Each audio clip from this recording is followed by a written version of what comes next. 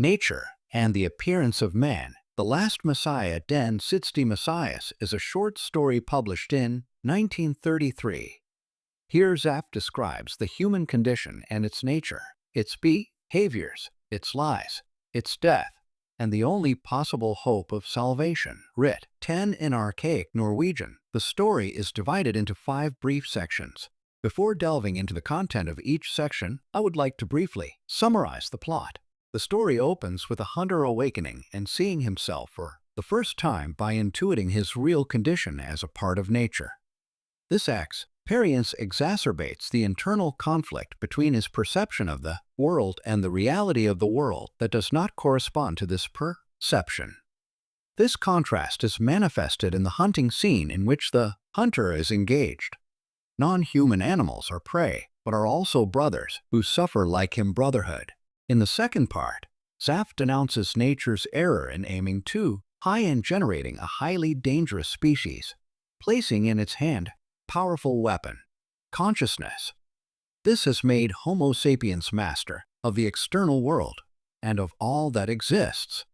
Consciousness is like a double-edged sword that strikes the external world, but also the existence of the species of which it is an attribute. Humans remain a guest of Tian, a fragile entity that feels the inconsistency of everything, feels the anguish of life, and know the truth of the cosmos, namely its lack of purpose and justice, the inevitable end of all things, the pain of existence at the expense of something else, the senselessness of a world that is in itself pure energy. A condition of lucidity and pain that should have led a species like ours to extinction, has happened to other animals due to the excessive development of their organs. In the third part, the author explains why the human animal has not. The second essay presents a commented translation of 106 of Om det Tragisk, in which the philosopher discusses the book of Job, presenting God as a traitor and Job as the victor. C.K. Jadel and Askit Blix. The Norwegian philosopher Peter Wessel Zapf 1899–1990 and the Book of Job. The Royal Norwegian Society of Sciences and Letters. Skrifter NR 1–2022, 5–25. Yet become extinct. Zapf introduces the 4 mechanisms by which he has reduced the content of consciousness and diminished the impact of truth in his life. The study of these mechanisms also considers contemporary knowledge, such as psychoanalysis, and examines in practice certain elements of daily life that have been created to suppress certain types of truth. The fourth part returns to considering some aspects discussed in the second section and moves towards conclusions. Here, Zapf argues that it has never been an era in human history devoid of anguish, but he recognizes that primitive peoples were much closer to biological unity, while modernity has neglected these elements and favored the development of technological devices, which have separated humans from their home, making them disrespectful inhabitants of nature. The author also insists on the partiality of the defense mechanisms for the survival of the species. The deliberate suppression of consciousness may save the human race for a certain period, delaying its extinction, but it never excludes it altogether. Humans cannot escape their destiny. The fifth section prepares for the arrival of the last Messiah, whose coming is prophesied by the individual who has managed to grasp the cosmic meaning of the world, the web of pain that sustains it, and to follow its threads to the margins of life. This individual finally brings the good news of annihilation and a message of salvation for humanity, which, however, is not yet ready to accept all this and save itself. Thus, it responds by attacking the prophet of the future and leaving humanity nailed to its cross. The peculiarity of the story lies in narrating an evolutionary, biological history of the human organism, which is observed in its biological nature. Existential tragedy is traced back to nature and its developments. The notion of the tragic, which is at the core of Zapf's thought, is very close to Camus's notion of absurd, but the two concepts remain distinct and not overlapping. While the absurd is not in the world and not in the self, but in the co-occurrence of the world along with the self, the tragic is biologically inscribed in the self that inhabits the world. thus manifesting itself in the dynamic of co-occurrence. But the driving force of this feeling belongs intrinsically to human nature.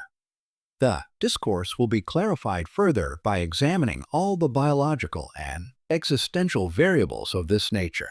Ontological tragedy of human being. As mentioned before, the story, set in a long-gone past, begins with the curious scene of a man who wakes up.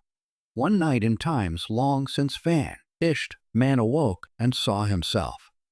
In the moment the hunter opens his eyes, he sees himself, naked under the cosmos, homeless in his own body. At that moment, everything opened up before his searching thoughts. Wonder upon wonder, terror upon terror, all blossomed in his mind. 6.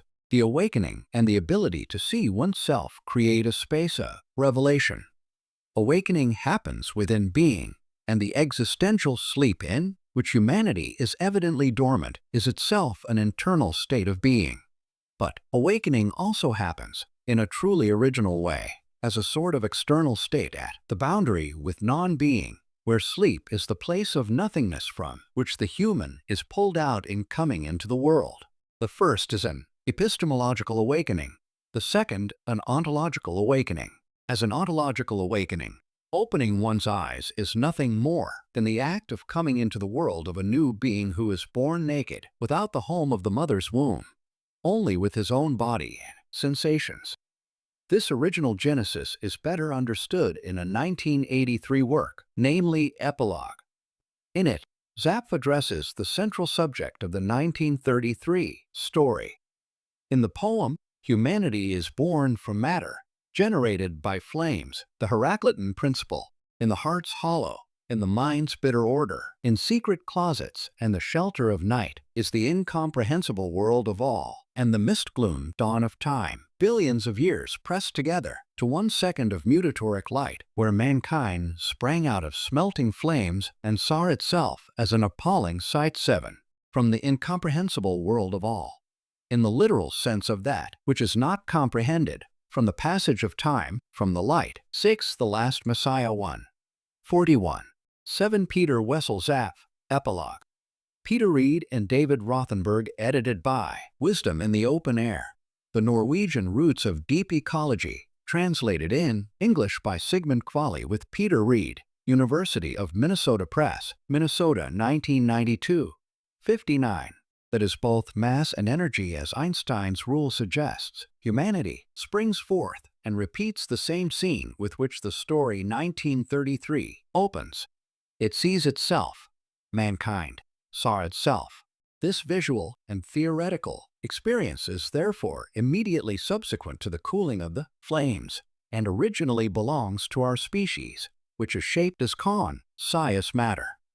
In other words, the author emphasizes the natural, biological, and constitutive dimension of consciousness. Thus, awakening may be considered an embryonic event. The same dichotomy of sleep and awakening, being and non-being, is at the heart of Lullaby, first published in Zapf, Utvalg, in Ledning Selections and Introduction Pax Forlag, Oslo, 1969. 8. It is a lullaby, a song sung in order to keep a child asleep a little longer before slipping into the jaws of existence. The child is presented as a small guest who comes from foreign shores and is called by love to become a seed, a child, an adult, a piece of conscious matter. Peter Reed and Sigmund Kvali read this poem as a wish or hope that the child may preserve himself as long as possible in childhood, ignorant of the tragedy of existence in the age that Giacomo Leopardi defined that of imagination. In The Last Messiah as well as in Lullaby, the existential journey along the river of life begins as children. From the moment the child embarks on his journey down the river of life, the roar of death's waterfall fills the valley, always nearer and nearer. It gnaws at the child's happiness. 9. Go then in the mighty stream / here my eyes are plunging. 10.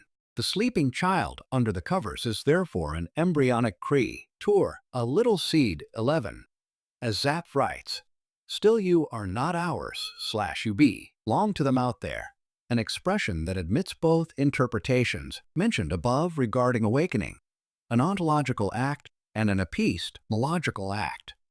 Immaturity of years represents, in this case, existential goodness, the goodness of the first peoples and the first epochs of history in which, despite the inescapable condition of their nature, humans had not broken ties with matter.